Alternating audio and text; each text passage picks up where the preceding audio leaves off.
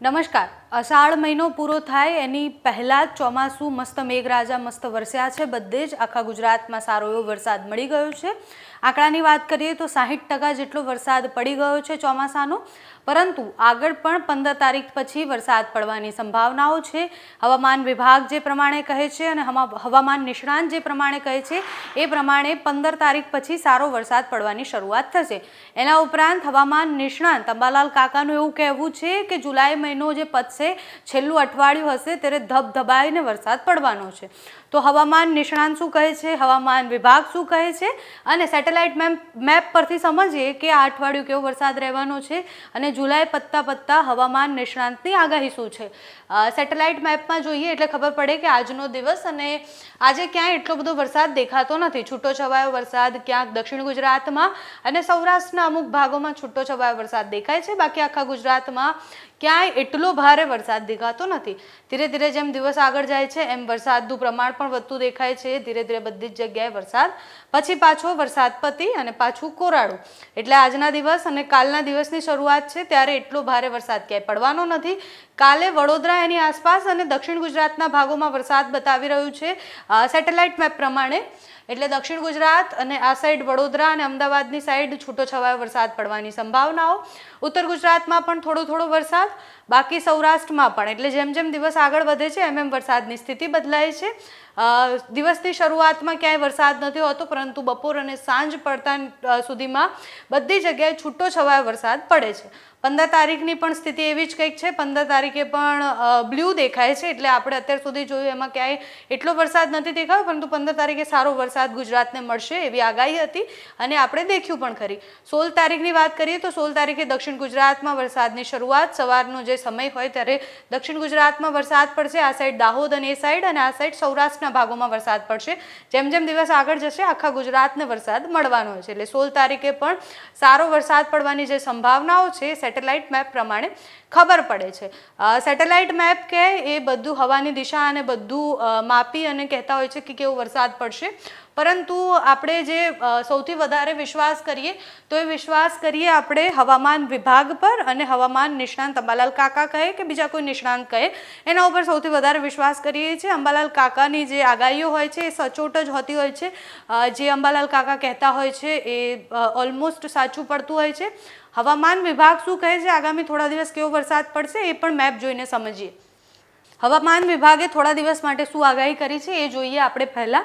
તો 13 તારીખની આગાહી જોઈએ એટલે આપણને ખ્યાલ આવે કે જે આખું મેપ દેખાય છે ગુજરાતનો, એમાં કચ્છ અને એ સાઈડનો જે વિસ્તાર છે ઉત્તર ગુજરાતનો, ત્યાં એકદમ શુષ્ક વિસ્તાર બનાવ્યો છે, એટલે ત્યાં છૂટો છવાયો વરસાદ પડવાની સંભાવનાઓ છે, પણ કોઈ એલર્ટ આપવામાં નથી આવ્યું। ડાર્ક ગ્રીન કલર જે દેખાય છે, એકદમ ઘાટો લીલો કલર છે અને એક આછો લીલો કલર છે થોડોક, તો ઘાટો લીલો કલર છે એ એવું સૂચવે છે કે કેટલાક વિસ્તારોમાં વરસાદ પડવાનો છે, અમુક વિસ્તારોમાં પડશે વરસાદ, અને જે આછો લીલો કલર છે એ છૂટો છવાયો વરસાદ બતાવે છે, એટલે કેટલાક વિસ્તારોમાં વરસાદ પડશે, થોડોક અતિ ભારે વરસાદથી ઓછો પણ સામાન્ય વરસાદ પડી શકે એવી સ્થિતિ ક્યાં હશે તો એ છે પોરબંદર, જુનાગઢ, ગીર સોમનાથ, અમરેલી, ભાવનગર, રાજકોટ, બોટાદ, વડોદરા, ભરૂચ, નર્મદા, સુરત, તાપી, નવસારી, ડાંગ, વલસાડ, છોટાઉદેપુર અને વડોદરા, આટલા વિસ્તારોમાં, દક્ષિણ ગુજરાત અને સૌરાષ્ટ્રના વિસ્તારોમાં આજના દિવસમાં વરસાદ પડવાની સંભાવનાઓ છે। બધી જ જગ્યાએ ભારે વરસાદ નહીં પડે, છૂટો વરસાદ પડશે।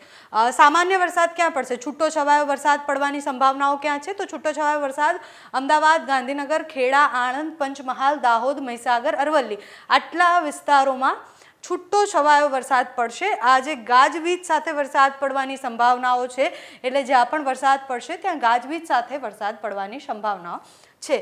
હવે વાત કરીએ 14 તારીખની, તો 14 તારીખે કેવો વરસાદ રહેશે, ગુજરાતને કેવો વરસાદ મળવાનો છે તો 14 તારીખે પણ કંઈક એવી જ સ્થિતિ છે। કચ્છ, બનાસકાંઠા, પાટણ, મહેસાણા, સાબરકાંઠા, સુરેન્દ્રનગર, મોરબી, જામનગર, દેવભૂમિ, દ્વારકા શુષ્ક વિસ્તાર છે, ત્યાં ભારે વરસાદ પડવાની કોઈ સંભાવનાઓ નથી। હવામાન વિભાગ દ્વારા કોઈ એલર્ટ આપવામાં નથી આવ્યો। જો કે રાજકોટ, પોરબંદર, જુનાગઢ, અમરેલી, ગીર સોમનાથ, ભાવનગર, બોટાદ, સૌરાષ્ટ્રના વિસ્તારોમાં વરસાદ પડવાની સંભાવનાઓ છે। એના સિવાય અમદાવાદ, ગાંધીનગર, ખેડા, આણંદ, પંચમહાલ, દાહોદ, મહીસાગર, અરવલ્લી 13 તારીખની જે સ્થિતિ છે, એટલે આજની જે સ્થિતિ છે એવી જ કાલે રહેશે। ક્યાંય જ ભારે વરસાદની સંભાવનાઓ નથી, છૂટો છવાયો વરસાદ પડવાની સંભાવનાઓ છે। આ મેપ પ્રમાણે આપણે જોઈ શકીએ છીએ। 15 તારીખની વાત કરીએ કે 15 તારીખે કેવો વરસાદ પડશે, તો 15 તારીખે આખા મેપમાં ડાર્ક ગ્રીન કલર છે, એટલે જે કીધું ને ઘાટો લીલો કલર દેખાડે છે, એટલે બધી જગ્યાએ છૂટો છવાયો પણ સારો વરસાદ પડવાનો છે। એટલે હવામાન વિભાગ આ જે દર્શાવે છે મેપમાં એ પ્રમાણે 15 તારીખે આખા ગુજરાતને વરસાદ મળવાનો છે। આ આપણે પહેલાં જ સમજ્યા કે આ ગાજવીજ સાથે વરસાદનું આ સાઇન છે, જે વાદળ અને વીજળી બતાવે છે એ ગાજવીજ સાથેનો વરસાદ બતાવે છે। હવે વાત કરીએ કે આગળ કેવો વરસાદ મળવાનો છે ગુજરાતને।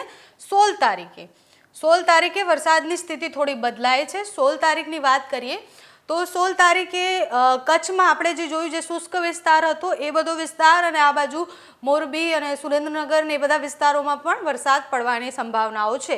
અહીંયા ગ્રીન કલર આપણે જોયો એ બ્લુ કલરમાં પરિવર્તિત થઈ ગયો છે, એટલે ઘણા બધા વિસ્તારોમાં વરસાદ પડવાની સંભાવનાઓ છે। જેમ કે અમદાવાદ છે તો અમદાવાદના ઓલમોસ્ટ બધા વિસ્તારોમાં વરસાદ પડી શકે છે। એવી જ રીતના બીજા બધા જે જિલ્લાઓ છે ત્યાં પણ સારો વરસાદ પડવાની સંભાવનાઓ છે, આ બ્લુ કલર દર્શાવે છે।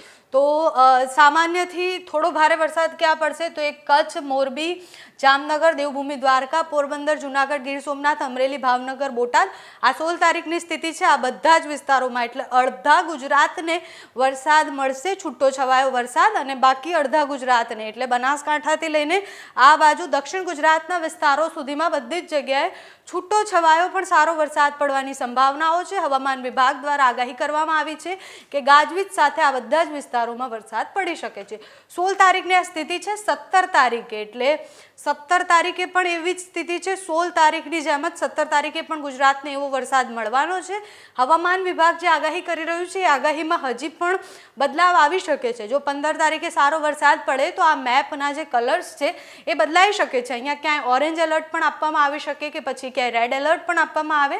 એટલે હવામાન વિભાગ જે આગાહી કરે છે એ આગાહી જ્યારે છેલ્લો દિવસ આવે ત્યારે કરે એકદમ સચોટ માનવામાં આવે છે। અને પછી વાત કરીએ 18 તારીખની, તો 18 તારીખે કેવો વરસાદ મળવાનો ગુજરાતને, તો 18 તારીખે પણ મેપનો કલર બદલાઈ ગયો એટલે આપણને ખ્યાલ આવે કે વરસાદ વધવાની સંભાવનાઓ વધારે છે।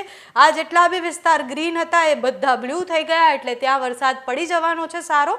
એના સિવાય ડાર્ક બ્લુ થઈ ગયા, એટલે વાદળી કલર આ જે દેખાય છે એ બધા જ વિસ્તારોમાં વરસાદ લાવશે। એટલે આપણે જે વાત કરી કે બનાસકાંઠા, ઉત્તર ગુજરાતના વિસ્તારો, આ બાજુ પંચમહાલ, દાહોદના વિસ્તારો અને આ બાજુ દક્ષિણ ગુજરાતના જે વિસ્તારો છે એ બધી જ જગ્યાએ સારો વરસાદ 17 તારીખ 18 તારીખમાં પડી જવાનો છે। 17-18 બે દિવસ સારો વરસાદ પડવાનો છે। અને આ બાજુ કચ્છ, મોરબી, સુરેન્દ્રનગર, સૌરાષ્ટ્રના વિસ્તારો છે બધા જ વિસ્તારોમાં છૂટો એટલે બધા જ આખો કચ્છમાં વરસાદ પડશે એવું નહીં, અમુક ગામડાઓમાં અમુક વિસ્તારોમાં વરસાદ પડશે। હવામાન વિભાગ જે આગાહી કરતું હોય છે અને સચોટ માનવામાં આવતું હોય છે, કારણ કે હવામાન વિભાગ બધી જ અલગ અલગ આસ્પેક્ટથી જોઈ અને પછી આગાહી કરતા હોય છે કે હવાની દિશા કેવી છે। એના સિવાય હવામાન વિભાગે એક આગાહી કરી હતી કે એક સિસ્ટમ બની રહી છે અને એ સિસ્ટમને કારણે અલગ અલગ વિસ્તારોમાં વરસાદ પડવાનો છે અને એ સિસ્ટમને કારણે અલગ અલગ જિલ્લાઓમાં ભારે વરસાદ પડવાની પણ સંભાવનાઓ છે। પરંતુ 15 તારીખ સુધીમાં સામાન્ય વરસાદ પડશે। 15 તારીખ સુધીમાં એટલો ભારે વરસાદ ક્યાંય નથી। 15 તારીખ પછી વરસાદ બદલાશે, એટલે વરસાદની સ્થિતિ બદલાશે, સારો વરસાદ ગુજરાતને મળવાનો છે। એટલે આ અઠવાડિયું અને અષાઢ મહિનો પૂરો થશે ત્યાં સુધીમાં સારો વરસાદ મળશે। એના સિવાય હવામાન નિષ્ણાંત અંબાલાલ કાકા જે પ્રમાણે કહે છે એ પ્રમાણે જુલાઈનો અંત આવશે, એટલે જુલાઈનું જે છેલ્લું અઠવાડિયું હશે ત્યારે અતિથી અતિ ભારે વરસાદ પડવાની પણ સંભાવનાઓ છે। તો હવામાન નિષ્ણાંત શું કહે છે તે સાંભળીએ। ગુજરાતના ભિન્ન ભાગોમાં તારીખ 15 થી 20માં વરસાદની શક્યતા છે, જેમાં ઉત્તર ગુજરાત, મધ્ય ગુજરાત, દક્ષિણ સૌરાષ્ટ્રના ભાગો, દક્ષિણ ગુજરાતના ભાગો, કચ્છના ભાગો અને પશ્ચિમ સૌરાષ્ટ્રના ભાગોમાં વરસાદની શક્યતા છે।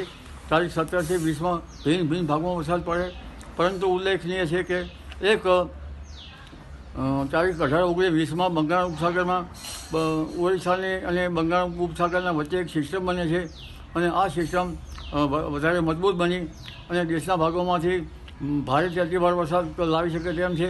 અને તેની અસરના કારણે ઉત્તર પ્રદેશ, મધ્યપ્રદેશ, બિહાર તેમજ યુપી, રાજસ્થાન વગેરેના ભાગોમાં ભારે વરસાદ થશે।